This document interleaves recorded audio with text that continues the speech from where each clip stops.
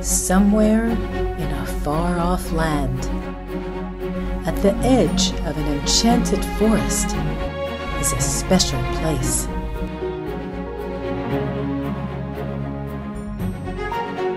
Well hidden among the bursting flowers and busy ants,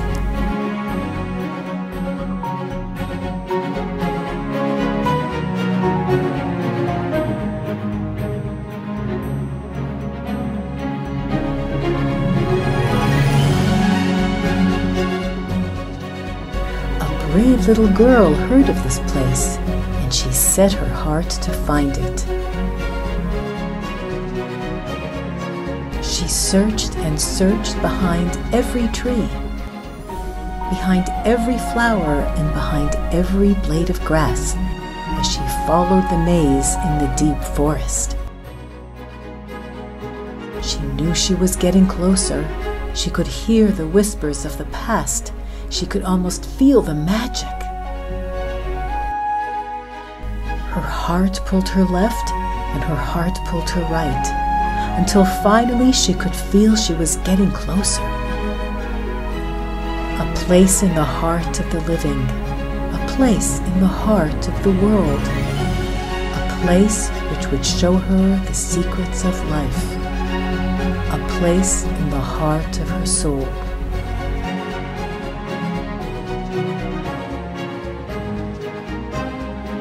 And with a smile as wide and bright as the sky, she turned a corner, took a deep breath, and found what she was looking for. That magical place that would bring her back in time. Safta, what happens next? I don't know, Ollie. Do you, Safta? I don't know. We'll have to see. It's story time.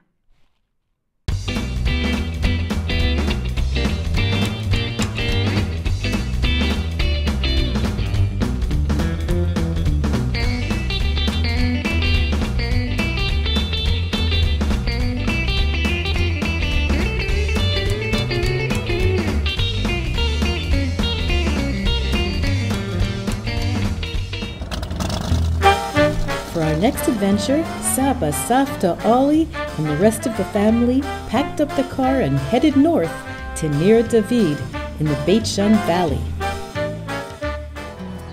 Hey, guess where we are, everybody? We're at Gan Garoo. We're at Gan Garoo, everybody. I'm so excited to see kangaroos. Maybe a cousin of mine lives here. I have a cousin, Greta. I think that's her name. And I'm so excited to see kangaroos and my cousins! Hey!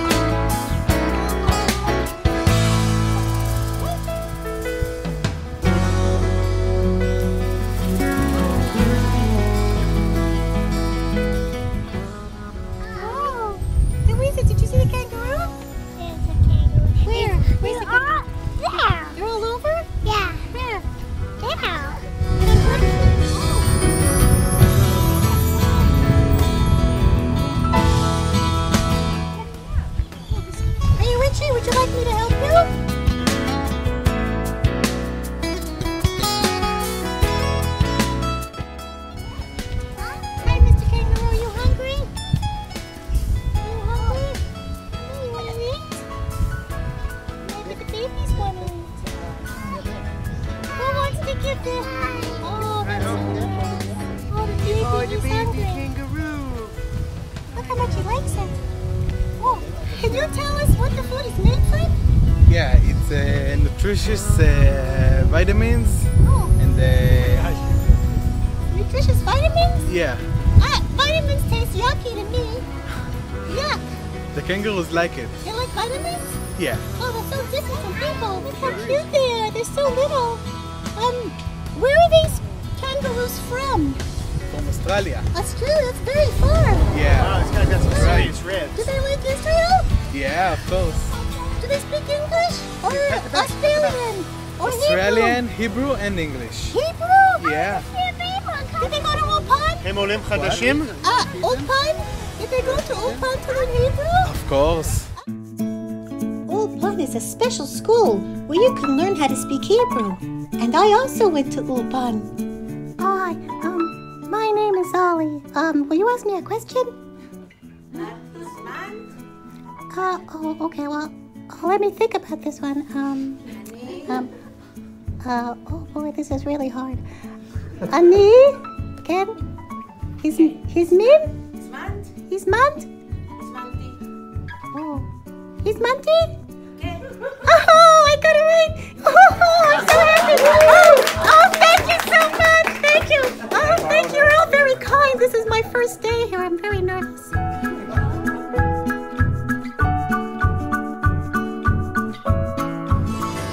Look how cute this baby is.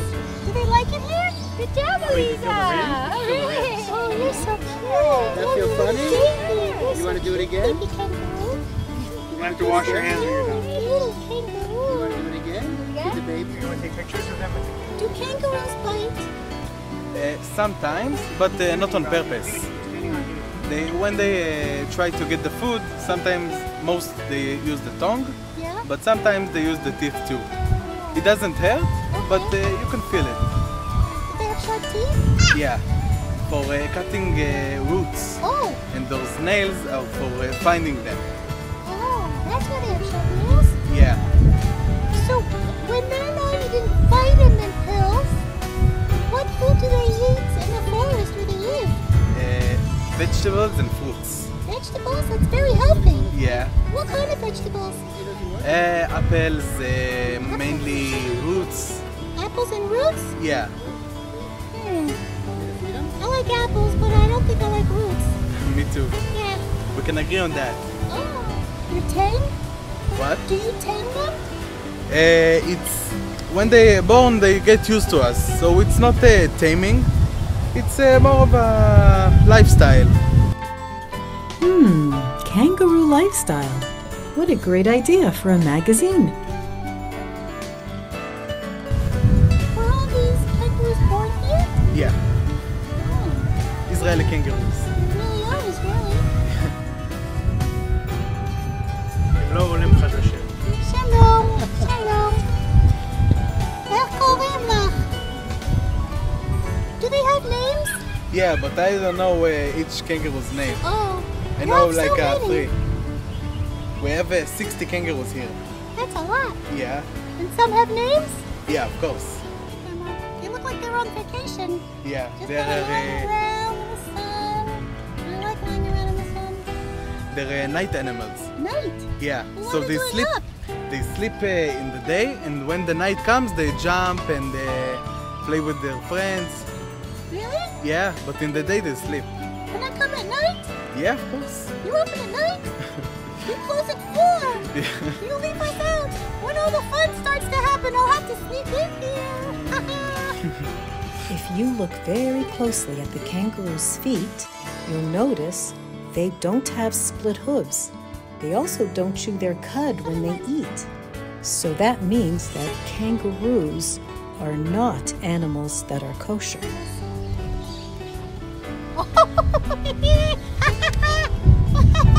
They tickled, Saba. They tickled. Yeah, that was fun. Now we're going to see some babies in the mommy's pouch. Let's go see. Can you show us how the baby is in the pouch? Of course. Okay. Oh, like that? Yeah? It doesn't look very comfortable. No, but for the kangaroo it is, because they have flexible spine, not like ours. My spine is very flexible. You want to see? Yeah? Wow! Can you do this? No. I can See? try.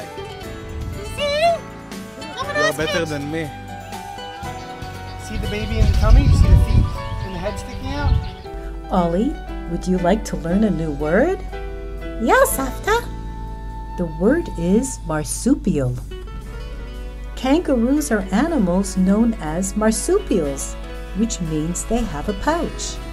And it's usually on the outside of the mother's body where their babies, called joeys, grow up in. And the pouch is a warm and safe place where the joeys grow. Huh, Safta? You mean all baby kangaroos are called Joey? They all have the same name? No, Ollie. A joey is what you call a baby kangaroo, but that's not their name. Ollie, did you have a good time at Gan Garoo? Yes, Safta. We learned so much about kangaroos, right? We sure did. It's always fun to learn about Hashem's world. And we loaded up the car and went back to Yerushalayim, just in time for the Edge Mulligan Show. From a magical place, it's the Edge Mulligan Show. Right here, right now on this really big shoe, please welcome piano virtuoso Simon Bernstein. A band, he's telling me he plays music, such a load of rubbish, never heard such a thing.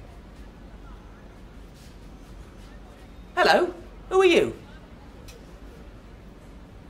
Hello there. Well, perhaps you can help me. Do you know what this is? What is it? Exactly. It's an elastic band. Or a rubber band. Or a gumi if you live in Israel. Well, my friend gave me this rubber band today, and I think he was playing a nasty joke on me. Do you know why? I'll tell you what he said to me. He said, this isn't just a regular rubber band. If you can make it shake very fast, then it will play music for you. I said, ooh, what a load of rubbish. Don't talk nonsense. He said, no, really. If you can make this shake in just the right way, at just the right speed, in just the right everything, it will make music. So I tried.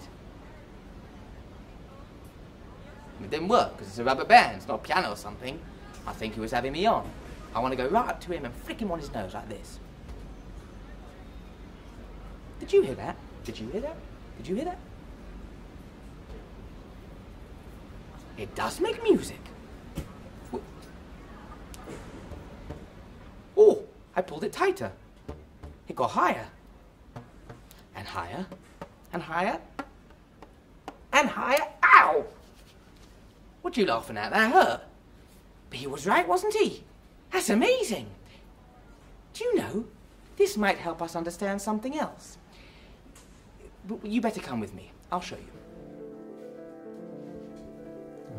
This is the inside of a piano. Looks complicated, isn't it? But it is. Look at all those strings. There's loads of them. And they're not made from the stringy stuff you have at home. They're made of metal, very strong and very tight. If we can make those strings shake, just like the rubber band, maybe it can make a lovely noise. How shall we do that? Shall we reach into the piano every time and pluck the string like the rubber band? It's not a very good idea. Oh, or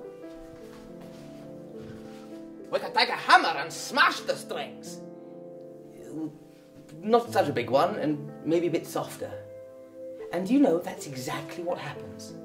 Can you see the little white hammers going bong, bong, bong, bong, bong, bong? Little white hammers hitting the strings.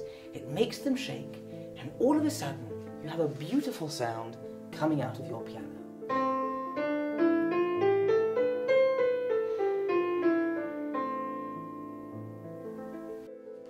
Well, there you have it. Rubber bands, pianos, it all makes sense. But enough talking about it, let's play something already.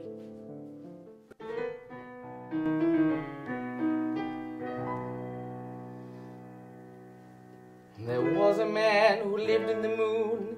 He lived in the moon, he lived in the moon. There was a man who lived in the moon, and his name was Acon Drum.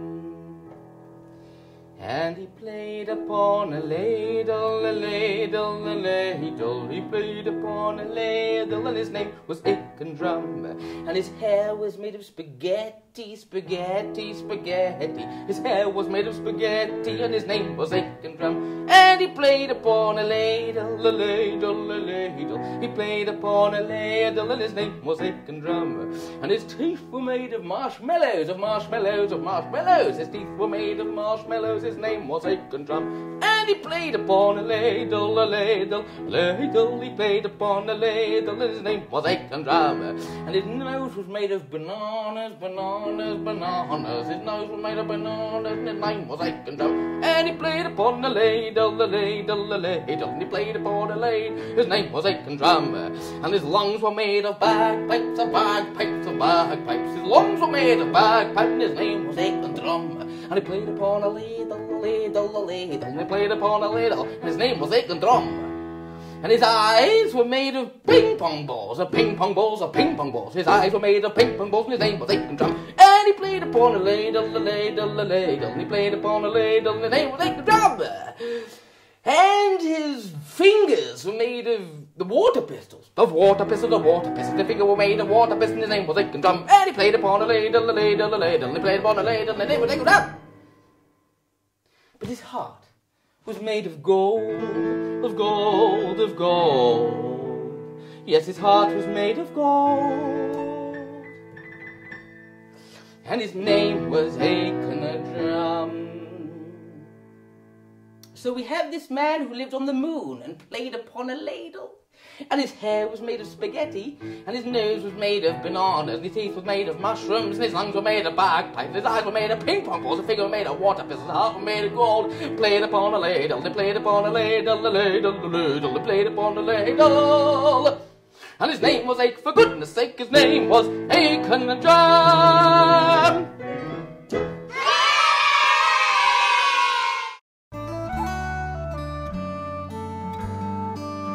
Tales of Our Sages, Rabbi Shimon Bar Yochai. Adaptation by Kenny Wallach, based on the Talmud. Illustrations by Itamar Rubner.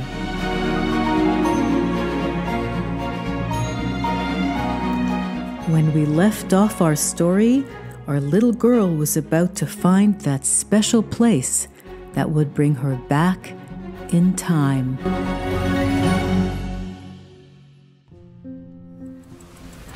A long, long time ago, Israel was taken over and governed by a group of people called the Romans. The Romans really liked nice things, and they built big, beautiful bridges, markets, and bathhouses all throughout Israel.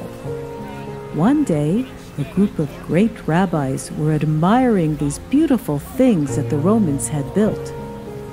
One of the rabbis in the group was none other than Rabbi Shimon Bar Yochai, known as the Great Rashbi.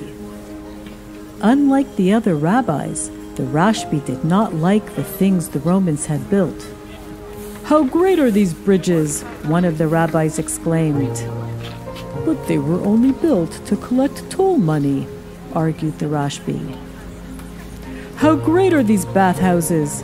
the other rabbi continued. "But they were only built to beautify the physical body," argued the Rashbi. "Although these things are beautiful on the outside," thought the Rashbi, "the reason for building them in the first place was not beautiful at all." When the Romans heard what the Rashbi had said about their bridges and bathhouses, they were not happy. They were so angry that they went out to go find him and to capture him for the bad things he had said about what they built. Quickly, the Rashbi grabbed his son, Rabbi Elazar, and they ran, and they ran, and they ran, until they were far, far away. And they found a cave and hid for a long time. Can you guess how long?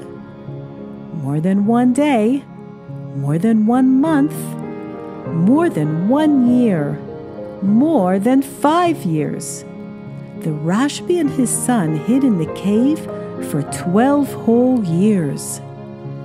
Hashem caused a miraculous carob tree to grow food and spring water to drink right outside the cave. and Rashbi and his son learned Torah and prayed for 12 whole years. Do you know what happens when you study Torah straight for 12 whole years with a very good study partner? You become an incredibly wise person. In fact, the Rashbi became one of the wisest, smartest, holiest Jew to ever live, discovering some of the deepest depths of Torah. After 12 years, the great prophet himself, Eliyahu Hanavi, told them that it was finally safe to go back to civilization. As the Rashbi and his son got up and exited the cave and walked into the sunlight, they saw other Jews planting and farming in the distance. After studying for 12 whole years, both the Rashbi and his son thought it was so strange for these Jews to be working and not studying Torah. How could they waste their time with such silly, earthly matters? The Rashbi said to his son. They could be studying Torah, his son said to his father. And as they looked at the fields, their gaze turned everything into fire. Suddenly they heard a voice from the heavens. Did you come out to destroy my world? And both of them were sent back into the cave for another whole year. Finally, when the year was up and they came out of their cave, this time they saw things differently. Seeing a man carrying 2 bundles of myrtle plants, they asked him what he was going to do with them. To honor the Shabbat, the man responded. And they realized how beautiful it was that the Jewish people observed the mitzvot and they felt at ease. The Rashbi went on to become one of the greatest teachers of Torah the world has ever seen. And to this day, much of the Torah we know and learn is thanks to Rabbi Shimon Bar Yochai, the famous Rashbi. The sun is going down now over Safta's porch. The sky is getting dark. If you're not in your pajamas yet, now would be a good time to do that. Brush your teeth, say Shema, and I hope to see you back again here with Safta and friends. Good night.